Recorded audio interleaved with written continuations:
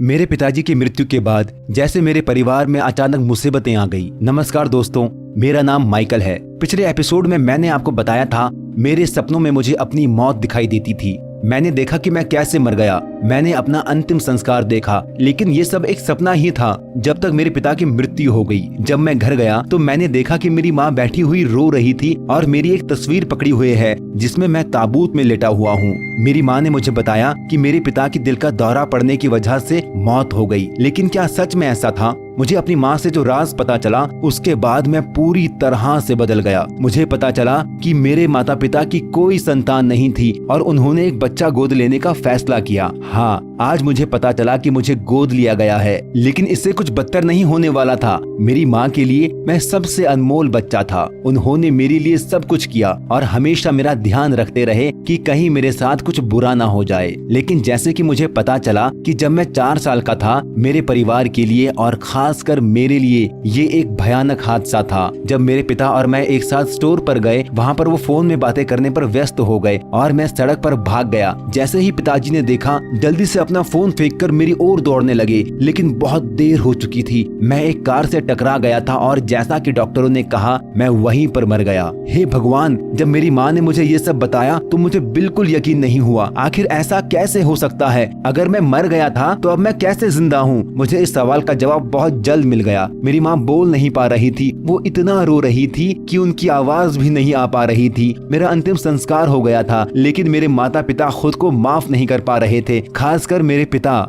मेरी माँ ने बताया कि मेरे पिता ने अजीब अजीब तरह की बेवकूफियां करने की कोशिश भी की। वो इस बात को नहीं मान पा रहे थे कि उनका अब कोई बेटा नहीं रहा, इसीलिए उन्होंने मदद के लिए जादूगर के पास जाने का फैसला किया। उन्होंने जादूगर को सब कुछ बताया और जादूगर ने जवाब दिया कि वो उनके बेटे को नहीं लौटा सकता, लेकिन वो किसी ऐसे व्यक्ति को जानता है जो ऐसा कर सकता है। उन्होंने सलाह दी कि अपने बेटे की जीवन को वापस पाने का सबसे अच्छा तरीका आत्मा से एक सौदा करना है। चूंकि मेरे माता पिता उस समय अपने होश में नहीं थे, इसीलिए वो उसकी बात मान गए। फिर वो रात आई जब उन्होंने आत्मा को बुलाया। एक खास चौराहे पर एक खास किस्म का इंतजाम सा हो रहा था। उन्हें विश्वास नहीं था कि वो आएगा, लेकिन ऐसा हुआ। चौराहे पर सच में एक आत्मा दिखाई दी। उसने मेरे माता पिता की भी नहीं सुनी और तुरंत सहमत हो गई। लेकिन उस आत्मा ने अपनी एक शर्त रखते हुए कहा, एक आत्मा के बदले एक आत्मा। अगर वो मेरा जीवन वापस देता है तो वो कुछ सालों बाद दूसरा जीवन ले लेगा। बिना किसी हिचकिचाहट के पिताजी ने इस शर्त को मान लिया।